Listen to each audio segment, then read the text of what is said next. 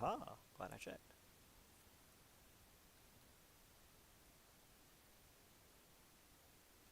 Okay, cool.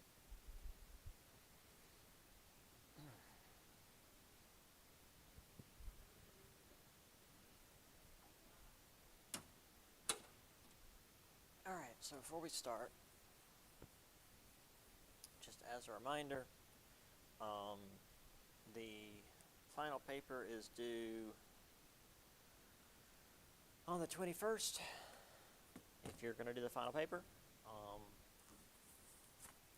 I don't have my online students' paper grades. So, I mean, I've got them on online, but here in front of me. Um, so if you're happy with your grades so far, um, and you don't need a grade drop, you don't have to do the second paper because I'll just drop that. I'll consider that a 0 and drop it. If you need a grade drop, I suggest you do the second paper. That said,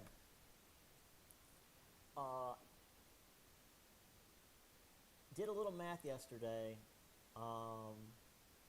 Not hard math, but I had to kind of figure out, looking at the calendar. We ain't got time to do another test and then also have enough material for the final. So there will be no test 3. Test 3 will be the final. That's not going to affect you guys very much. That just means that everything we've been going over so far is just going to be the final. It's not going to change a whole lot. It just means that test 3 is the final. Now it does mean that there's going to be one less grade, so things will be weighed slightly more, but I will still drop a grade. That doesn't change that. This happens almost every semester to me. I end up not getting as far as I want to. But it also means that I'll be able to take things a little easier for the next couple of weeks as we get into the end of the semester, so I don't have to kill myself to try to squeeze all this in and get a grade, a test, and then do more stuff. So that also means we might actually have a little bit of extra time right before the end. So I might still go over like the remaining couple of chapters just to go over it, but that means you won't be tested on those chapters. But I like to at least inform my students of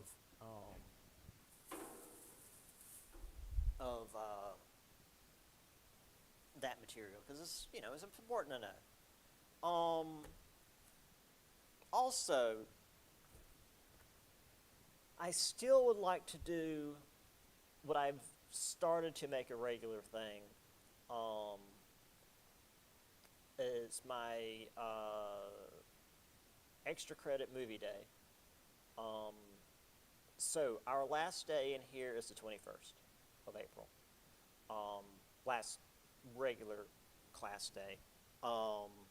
Actually, let me grab the exam day again here.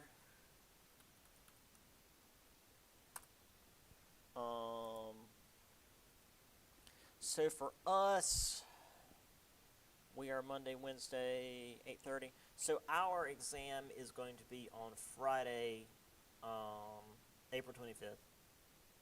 So, by the way, we'll be in here on a Friday to take the exam. So that Tuesday, the 22nd, that's reading day. That is a no class at all day. Normally what that means for like main campus is the professors all come in and they have like office hours. I don't have an office here. The students come in and like hang out in the library and study their asses off for the last minute, and can like find the professors if they need to. What I'm going to do is I'm going to come in here in this room, and I'm going to play 2 movies. I'm going to show The Atomic Cafe and Dr. Strangelove. Two very good Cold War era movies. One of them is sort of technically a documentary, but we'll get to that on that Tuesday. If you come in and watch them, and I will be passing out an attendance sheet to make sure you're here, you will get 2 points for one of them, 2 points for the other, and if you are here for both, you get 5 total, and that goes on your final. So if you want to come in and enjoy some movies, bring some snacks, bring some drinks, get some extra points, you're welcome to. If not, that's cool too. But I've kind of made a normal thing of that. And since we're not going to obviously not have time to go through the Cold War, especially the Atomic Cafe is a real good primer on just like Cold War sensibilities. So I like it, and I feel like it's just a good show for you guys. Normally I would just have this for my in-person people, but since this is a hybrid course, I guess if you folks who can hear me now can come in, you're welcome to. So I'll discuss this more as we get closer to it, because I mean we'll be here the day before as well. So yeah, just to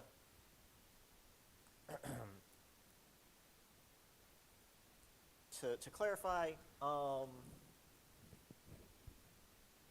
you, Ansley, paper 21st. There's no test 3. Test 3 is now the final, which is what we often do. So everything that we've been going over right now is just going to be the final. Nothing's really going to change otherwise.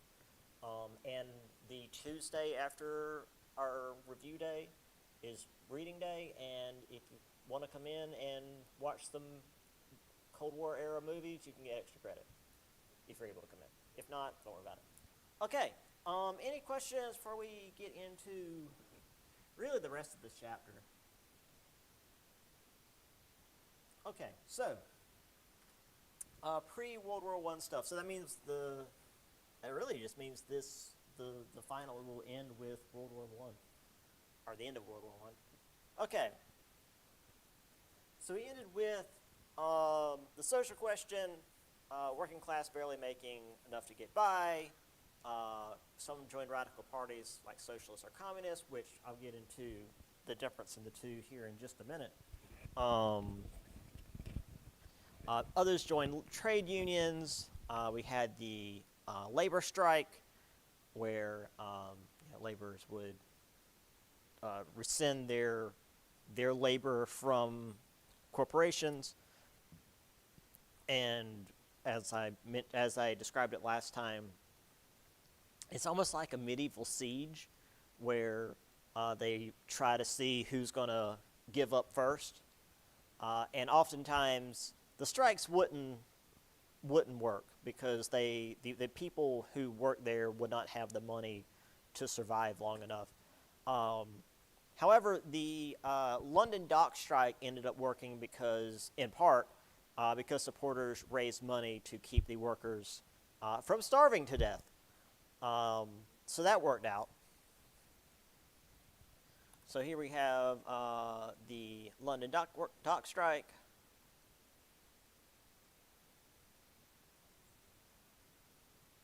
So, Marx and Engels had put together the International Workingmen's Organization, in 1864. They wanted to unite workers from across national borders and against their liberal overlords. So they were against really the nationalism that had spawned from Napoleon. They didn't believe in national borders. They believed in a single class solidarity.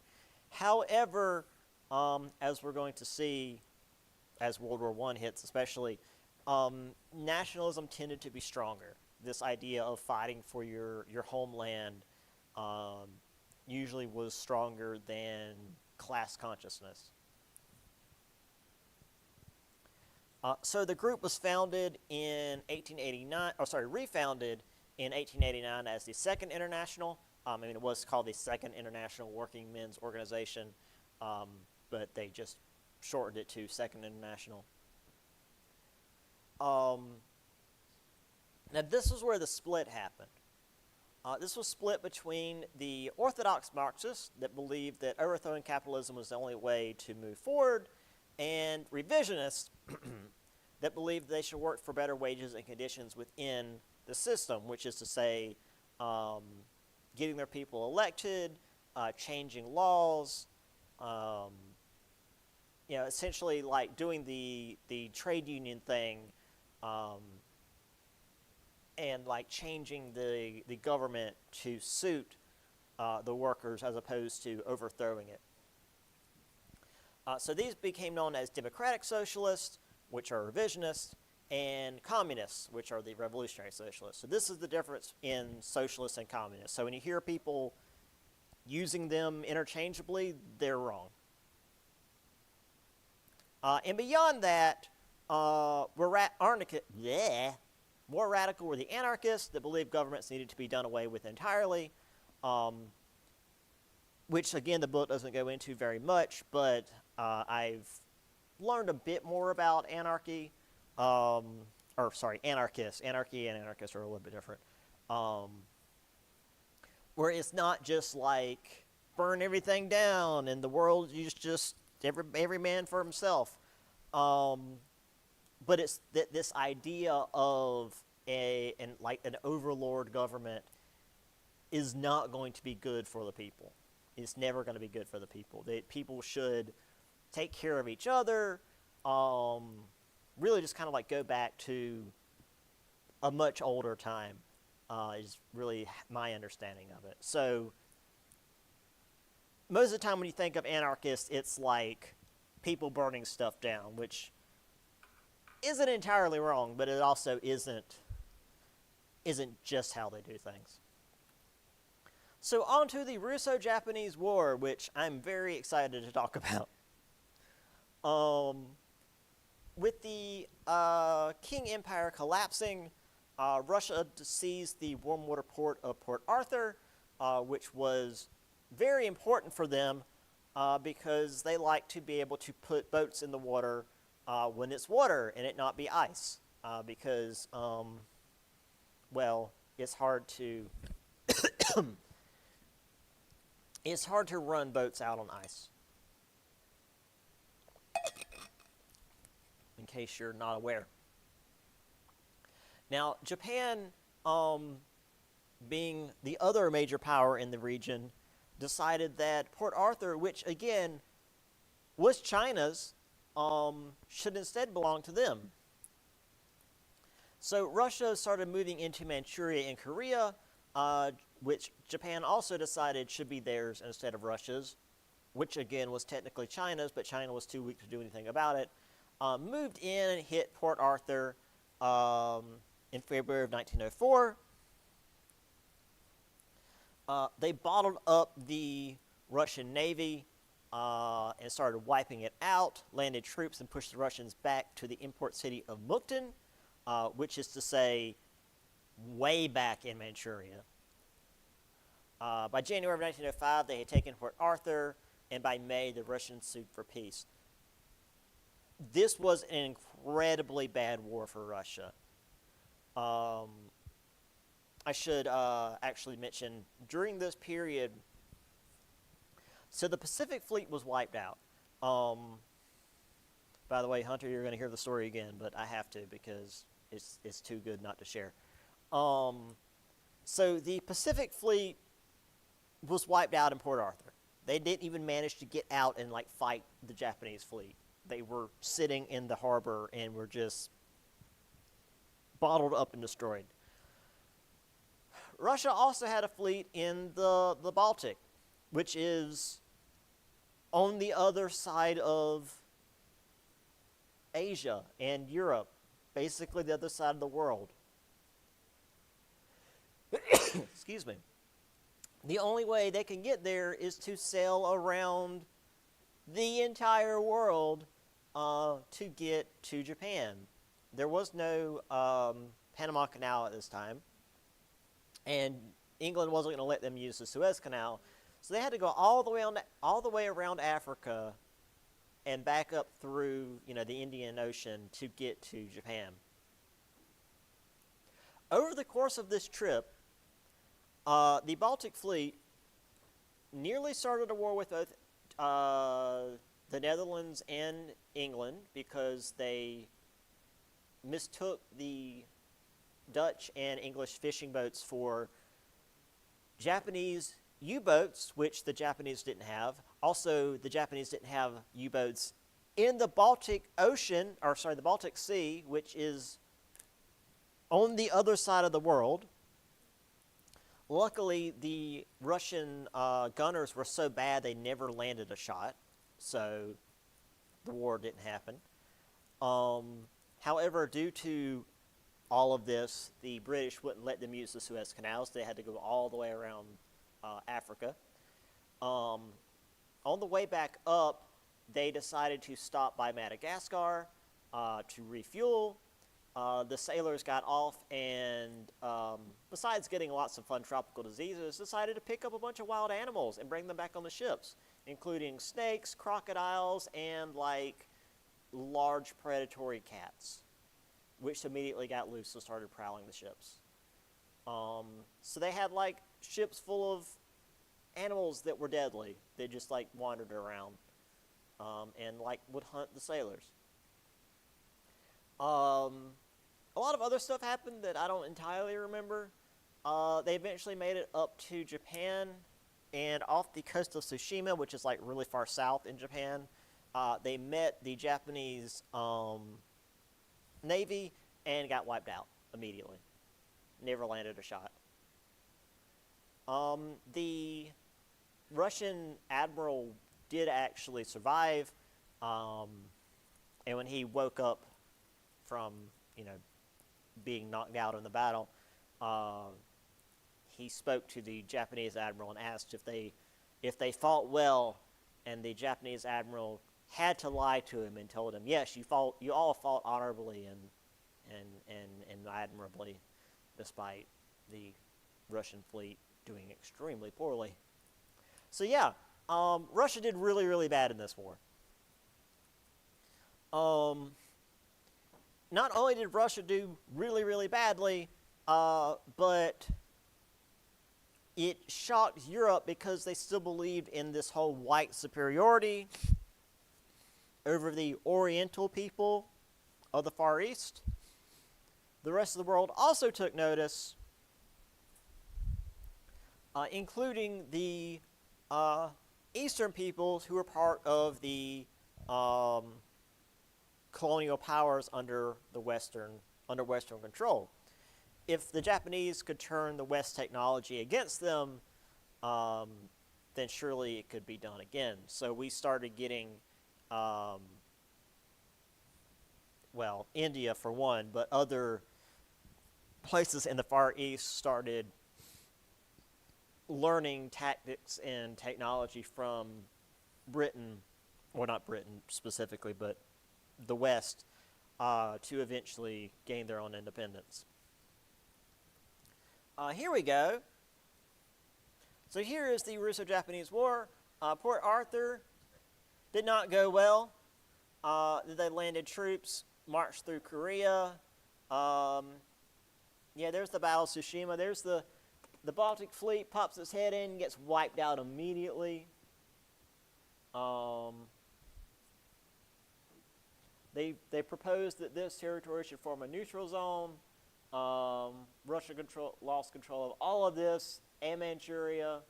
Yeah, they're like, oh, we should stop the line here, and Japan's like, no, we're taking all of this. Russia was left with Vladivostok, and they should be happy with that. That's all they got.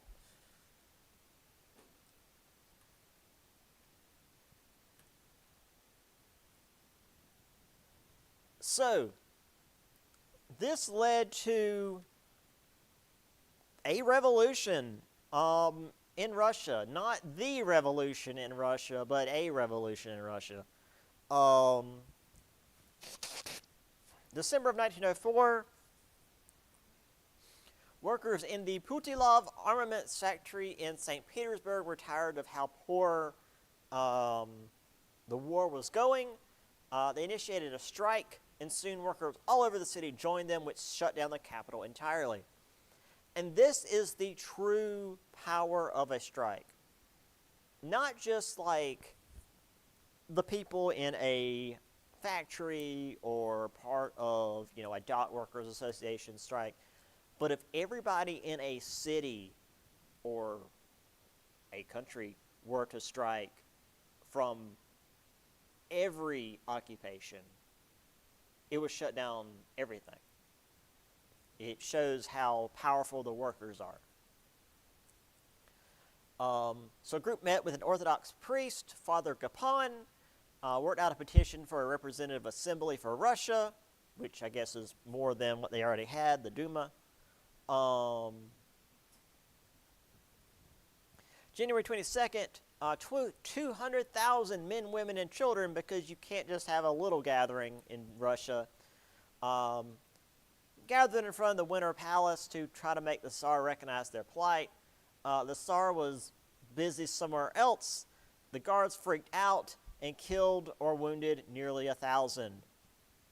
Because, again, you don't do anything in small numbers in Russia. So after this Bloody Sunday, radicals formed Soviets, which were these elected councils within factories. That's what Soviet means, were little elected councils, despite what it would eventually become. So the Tsar would allow these small reforms. The Soviets called for a general strike. Oh, sorry, not the Duma. The Duma comes later. By October, the Tsar agreed to form a Duma, which was the national parliament. So this wasn't the big revolution that we're going to see later. But this did change a lot within the Russian government early on. Also, oh no, I don't remember the name of the... I'm going to grab that real quick. I need to make sure I've got the name. Ship.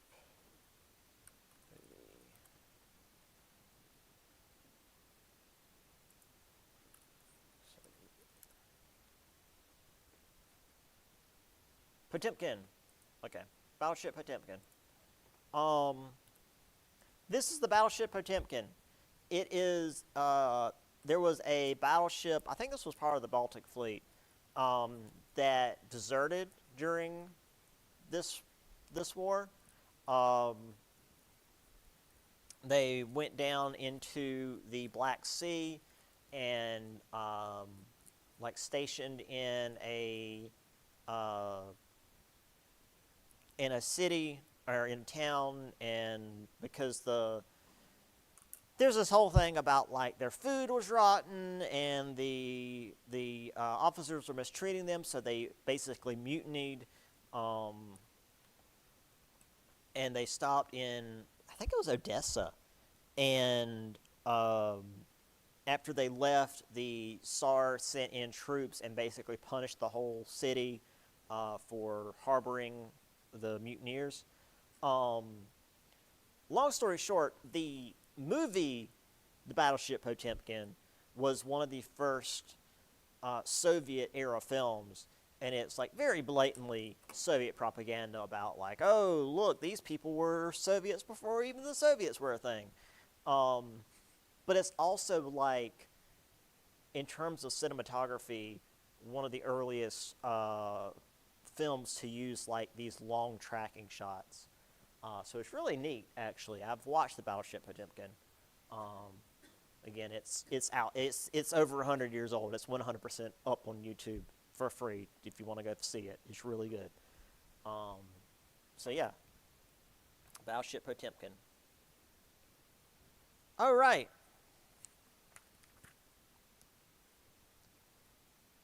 A new form of anti-Semitism. Hoo boy. So while, anti-Semitism has been a thing in Europe since forever, um, with the 19th century coming to a close, it took on a new form. Um, those of Jewish heritage it was considered more an issue of race rather than just religion. Um, if you were of Jewish ancestry, even if you were a practicing Christian, you were still slandered. So, we saw that with Benjamin Disraeli. Though he had converted to Anglicanism, he was still seen as being like that Jew, in England. Russian pogroms pushed a lot of Jews into the rest of Europe. I think I briefly mentioned this before, where there was the Jewish Pale in Western Russia, where the Jews were meant to be able to stay and not be bothered, but then Russia decided they didn't feel like doing that anymore. And started just like brutalizing Jews and pushed them out. So unlike the Jews that had been there before for several generations that had largely assimilated into the culture, these Jews were poor, wore traditional dress, spoke Yiddish, and often would stick together in the poorer parts of the cities. And this led to the Dreyfus Affair. There was a Jewish captain in the French military who was accused of treason. This led to a protracted trial and investigations. His captaincy was revoked. He was kicked out of the military. But the later investigations found that the evidence was forged.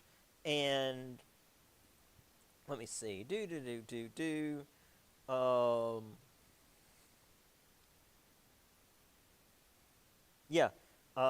Zola accused leading military and judicial officials of forgery, lying, and perverting the course of justice.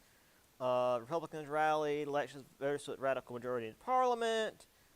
More documents be forgeries, etc., etc. Denounced Jews for trying to destroy the republic. Boy, that sounds familiar. There was this huge thing. It was more than just like a dude got kicked out of the military. He was Jewish, and it seemed like an easy mark. But then, like, the press discovered that it was forgeries. And so, which showed that not only was it forgeries, but, like, the military was willing to use forgeries to kick someone out because he was Jewish. And then the military responded by, it's all a Jewish plot to overthrow the republic, which just everything spiraled from there. So this pushed a lot of Jews to look for a nation state to call their own, because if this had happened to, say, an Englishman, heaven forbid an Englishman be in the French military, but let's just pretend for a minute. If an Englishman had been in the French military and he'd be kicked out because he was an Englishman, he could appeal to, like, the English government to back him up. With the Jews, you don't have a government to back you up, not really. So they began looking for a country of their own to have a nation state to back them up. And this became the basis for Zionism. Now, just like with nationalism when we're talking about Napoleon, this Zionism is different from modern-day Zionism, where they don't have a home and they're looking for a place to settle, whereas today it's more like genocide everybody that's not Jewish in the area. So there is Le Petit Journal, Le Traiteur, the traitor, degradation of Alfred Dreyfus, captain is stripped of his commission. So yeah, that's that whole thing. All right, now getting towards, well, what we're getting towards. So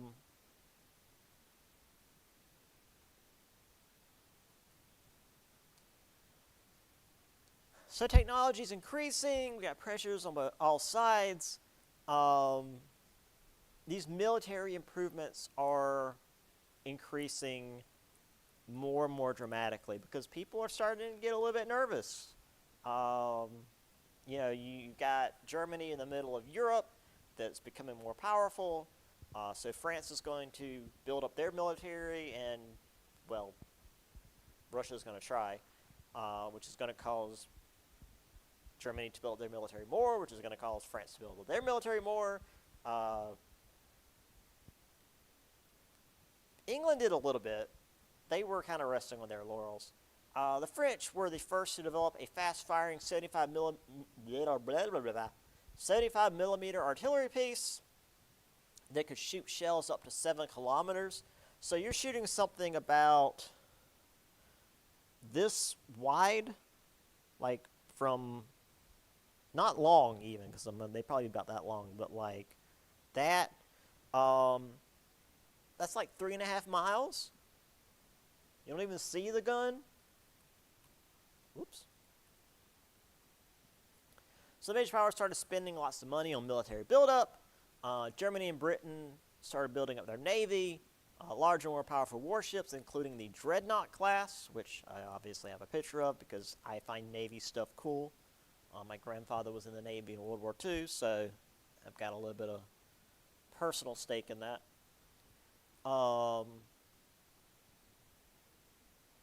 So obviously lots of military planning all across Europe for this major conflict, but there were also a number of agreements to make sure that the conflict wouldn't get too out of hand.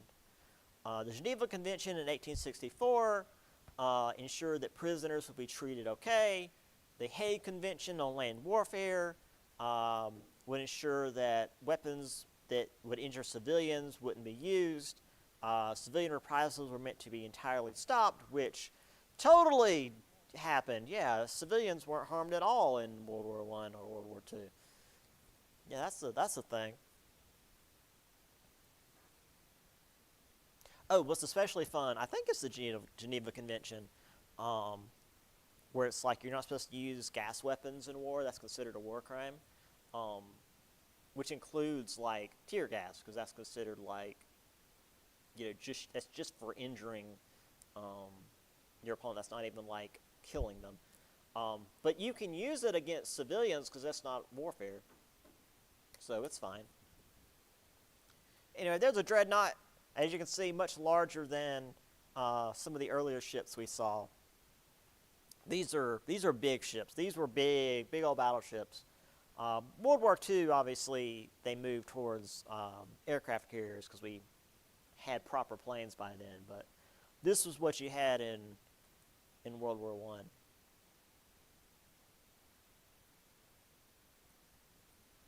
All right.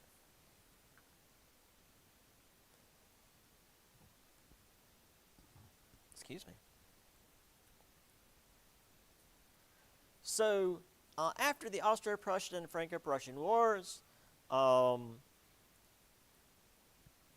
had to cede a lot of, power to Hungary, which allowed it to be more independent than it already was. More of the nationalism with Germans, Hungarians, Czechs, Poles, Ukrainians, Ruthenes, Jews, Croats, Serbs, and Italians, all wanting their own independence, which you can tell from that long list of people, that would have caused a problem. Because Austria ain't that big. Emperor Franz Joseph signed a relatively liberal constitution, trying to hold the empire together, but all these groups pulling the empire apart,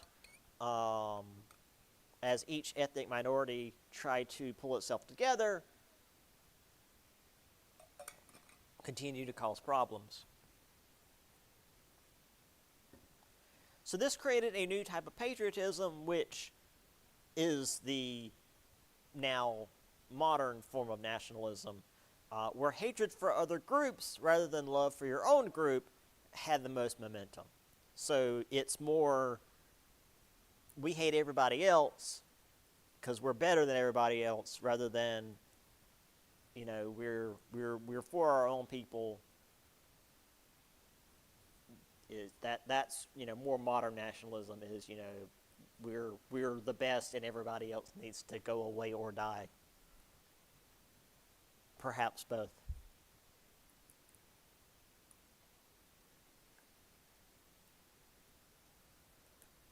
All right.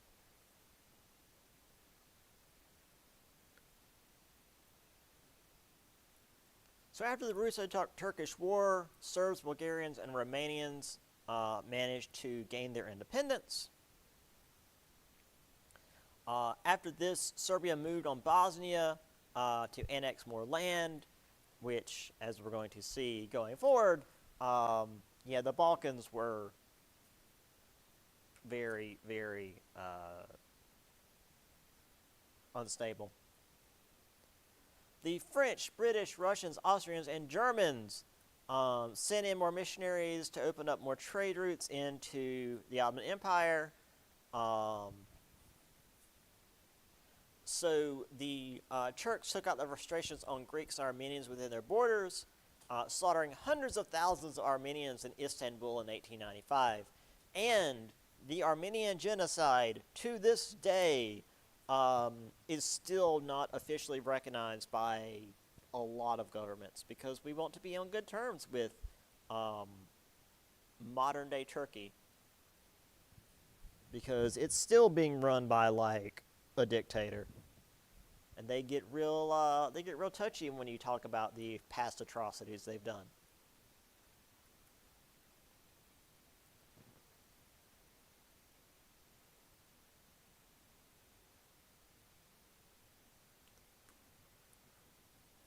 The Turks also had their own nationalist group known as the Young Turks, overthrew the government in 1908.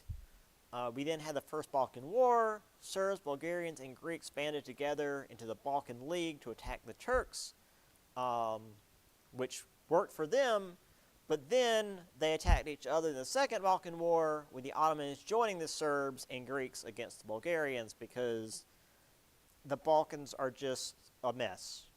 There's no better way to describe the Balkans. It's such a divisive region, such a divisive region that, like, the term Balkanization is a thing. It literally means, like, splitting a place up in a way that's, like, chaotic and usually in a matter of conflict. Like, it's not good. So there is, I guess that's the First Balkan War, because it looks like they're fighting the Turks. Obviously, you don't need to know any of this, but it's just showing you a lot going on.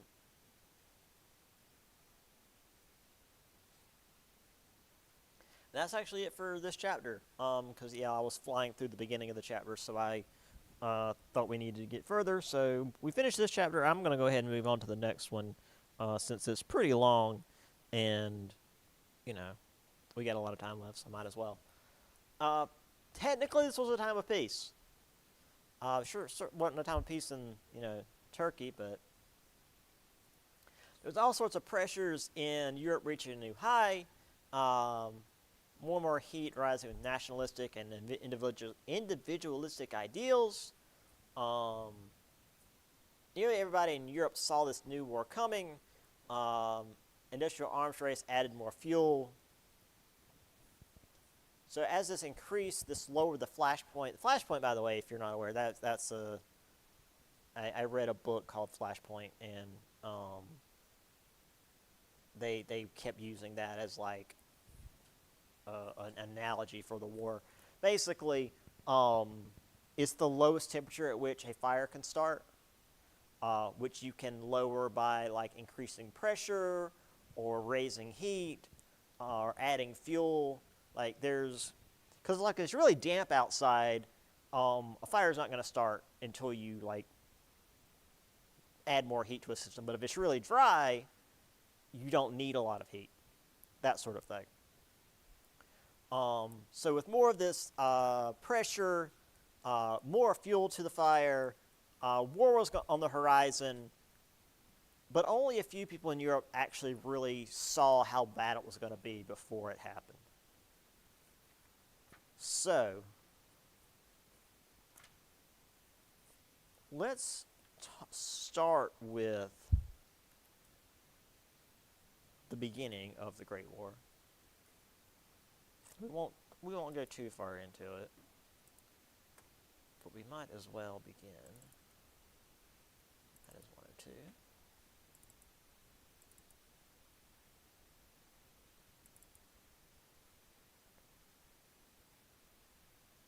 Yeah, this is the longer chapter, so that should be good. All right. So the Great War, that's what the British call it. And again, this is a European class. I can call it whatever I want. So I'm calling it the Great War. 1914 to 1918. I think, did the book call it the Great War? The book did call it the Great War. Oh, come on. All right. Called the First World War in the United States. Obviously, after we had the Second World War, you don't call it the First World War out of nowhere. Called Weltkrieg in Germany, which is just World War. This was sparked by the assassination of the Austrian Archduke, which is heir to the throne, Franz Ferdinand, and his wife Sophia by the Bosnian Serb Gavrilo Princip on the 28th of June, 1914. So, the whole assassination thing was also a little bit weird. So the reasoning behind it. Serbia was nominally under Austrian control, but they were trying to become independent. Austria was putting more pressure on Serbia and decided to send their heir to the throne in to like tour the country, which wasn't a great idea. And a nationalist group, I think it might have been an anarchist group, known as the Black Hand, decided they were going to do something about it. So there were a number of folks, Gavrilo Princip obviously being one of them, who were going to try to kill Franz Ferdinand.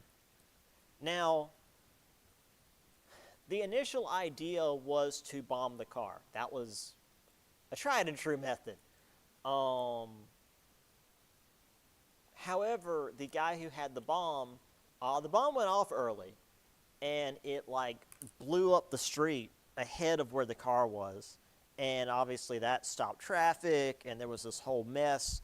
And the driver of the car, all he sees is the traffic's backed up.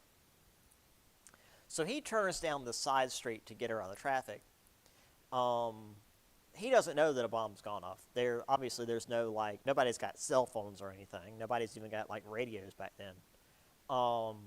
He doesn't know that there was an assassination attempt that failed miserably. Gavrilo Princip, though, knows that there was an assassination attempt that failed miserably because he's part of the group that attempted to assassinate this guy.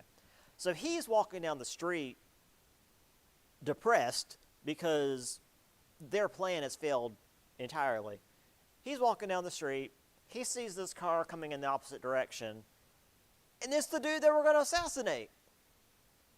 And he's like, oh shit, I got a pistol on me. I'll just do it myself. So he pulls a pistol out, runs at the car, and just starts shooting.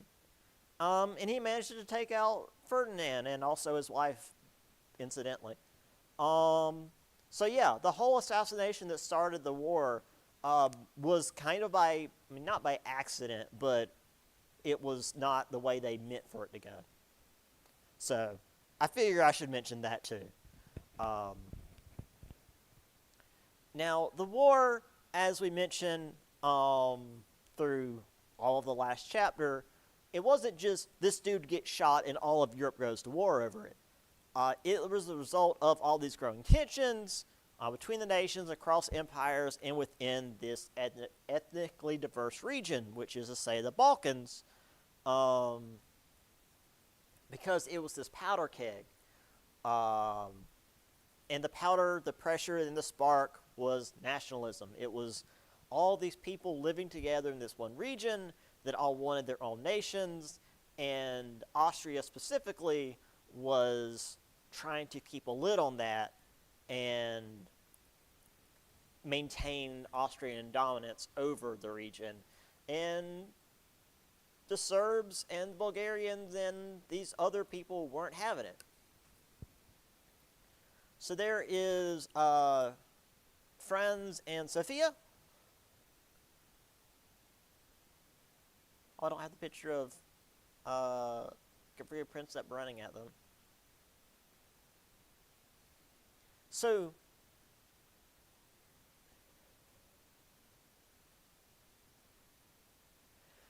excuse me. The reason that this dude getting iced caused all of Europe to go to war with one another is because of these alliances. Entangling alliances is the term. The competition between the powers caused many of them to work together against one another. So Germany was loyal to its continental ally Austria-Hungary, which formed this power block in the middle of Europe, despite literally Prussia going to war with Austria to form Germany just a few years before. But hey, they're going to be like, okay, well, sorry about all that. We're going to be friends now.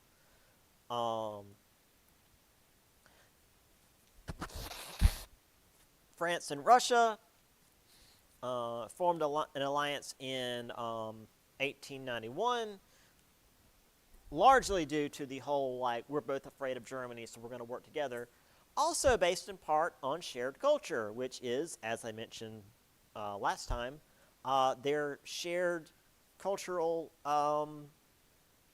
admiration of ballet. That was literally a thing. It was like, oh, hey, these people also enjoy ballet. They must not all be, like, crazy barbarians. Britain, okay, Britain was bound by the Treaty of London to protect Belgian neutrality, but they didn't really want to help France. In fact, as the war was beginning to, well, begin, as the war was obviously about to start, a lot of people in Britain were wanting to join Germany. It's like, well, Germany's going to fight France, so obviously we're going to join Germany, right? Like, we're not going to fight with France, right? There ain't no way.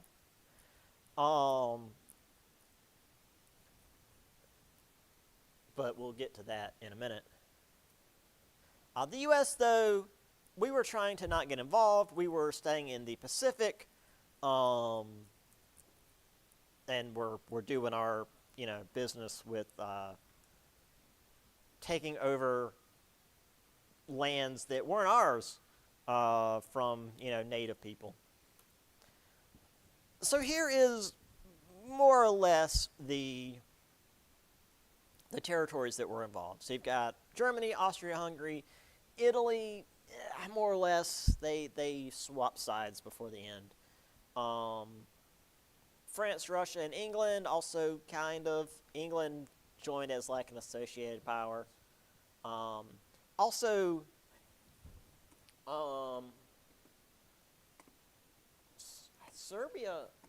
Serbia was being backed up by Russia. I want to say Romania was on Austria-Hungary side. I don't remember how that worked. I think Bulgaria was also on Russia's side. I don't remember where Romania fell.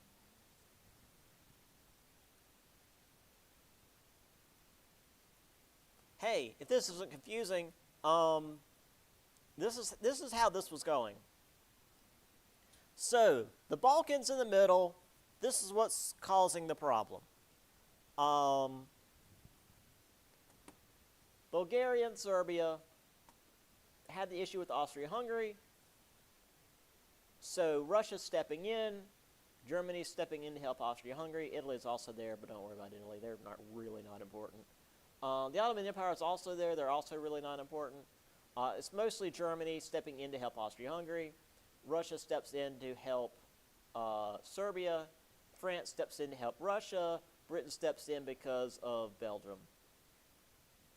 So yeah, that's that. That's what's going on. And technically, these guys were called the Triple Alliance. These guys were called the Triple Entente. We call the side we joined the Allies, but that's technically not true, not correct in this context. We really have our like World War II shutters on.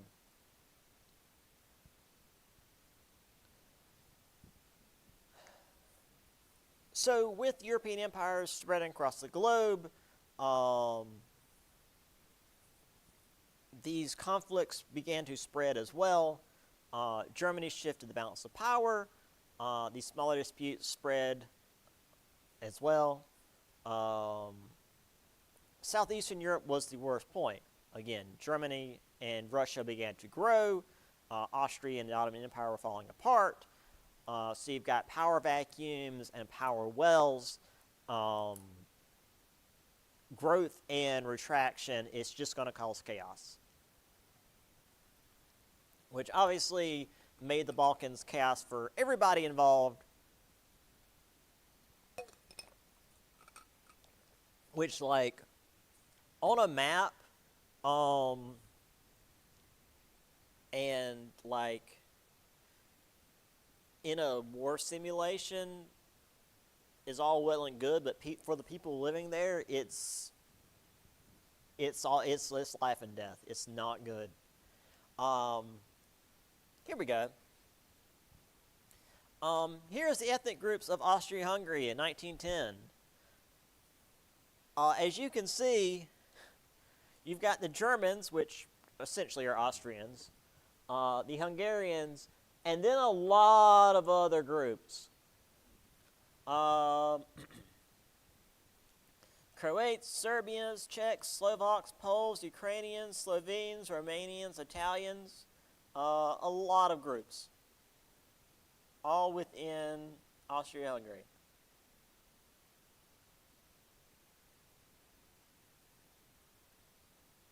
And, you know, there's the Russian Empire up here. There's Germany here. Romania, Bulgaria, there's Serbia there.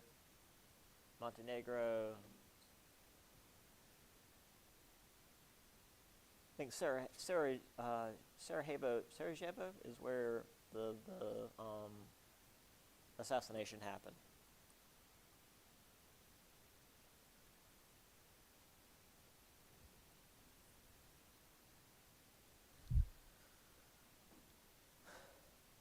So with the Ottoman Empire weakening, the Balkans became more independent. Greeks, Serbs, Bulgarians, Albanians, Romanians, all getting their own states.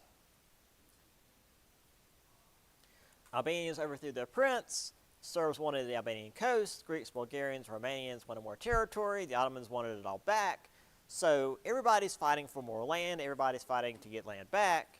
And on top of all this was the Slavic inhabitants of Bosnia that were under control of Austria that also wanted their land back, which of course leads to Archduke Franz Ferdinand getting capped.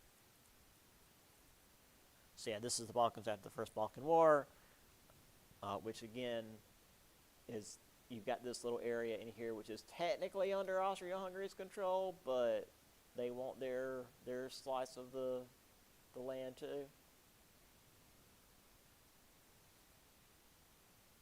And also, like Serbia here, they didn't want to be landlocked, so they fought to take land here. It's a whole thing.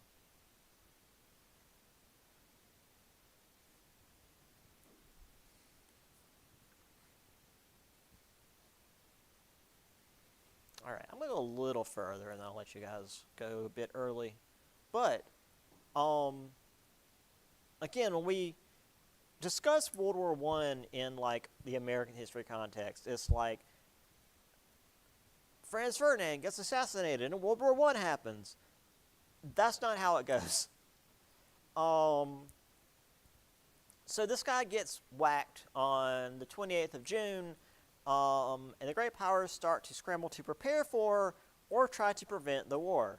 And this is where, and again, your default topic for paper 2 is who is at fault for the First World War. This is where you can start pointing fingers, because the Austrians wanted the Germans to ensure that they would back them in any war that might be declared. And Kaiser Wilhelm's like, yeah, sure, we got your back. When this is where the whole war guilt clause came from, because Germany's like, yeah, we'll back you in anything that happens. Before accusing the Serbian government of backing the assassination, which was sort of true.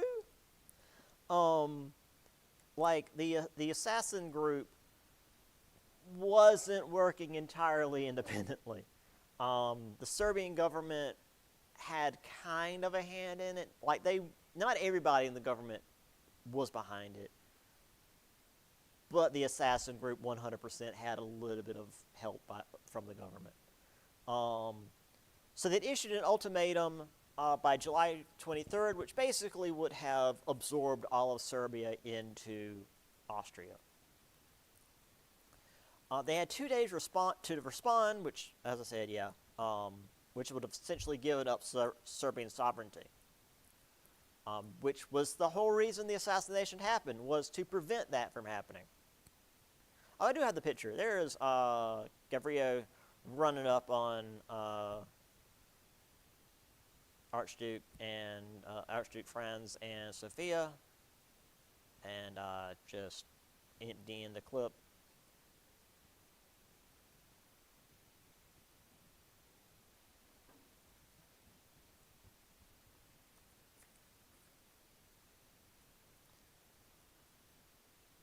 So Serbia responded with a carefully worded message, but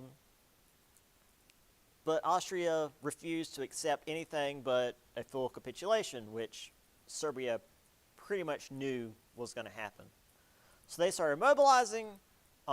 Nicholas II recalled his reservists to prepare to mobilize as well. Wilhelm II was like, oh no, Russia, we probably shouldn't go to war. We should just let this little thing happen. No, I guess we should go ahead and mobilize too. So Austria declared war on Serbia. Germany, knowing that France and Russia were allied, sent most of their troops west to defeat France first. German Chancellor Theobald von Bethmann-Hollweg declared war on Russia on August 1st, issued an ultimatum to Belgium the next day to maintain neutrality while they marched through their land, which you can't do.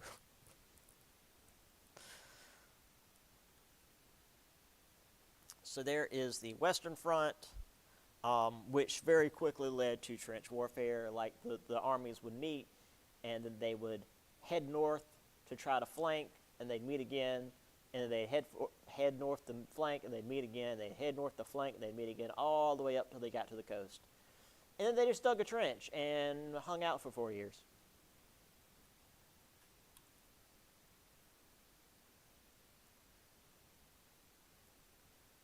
So the ultimatum was to make Belgium remain neutral while the German troops marched through it.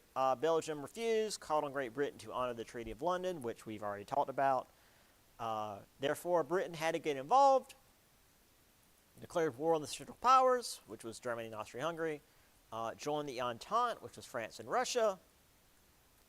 Ottomans joined the Central Powers. Bulgaria came in the next year. Italy joined the Entente in 1915, Greece in 1917. The U.S. finally joined in 1917, which was the final major combatant.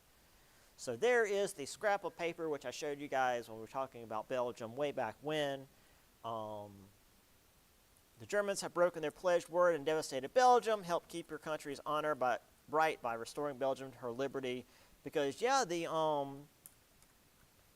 you don't march an army through a country without doing a lot of damage. Especially not in like World War I, because this wasn't like a bunch of dudes on the back of jeeps just like going down the road. These were guys marching through, and they were like pillaging towns and hurting people and taking their stuff, and yeah. So yeah, we will start with the Total War section next time. I think that's a good place to end with the war officially starting. We'll get into all the nitty-gritty of that next time. So yeah, see y'all on Monday. Turn this off.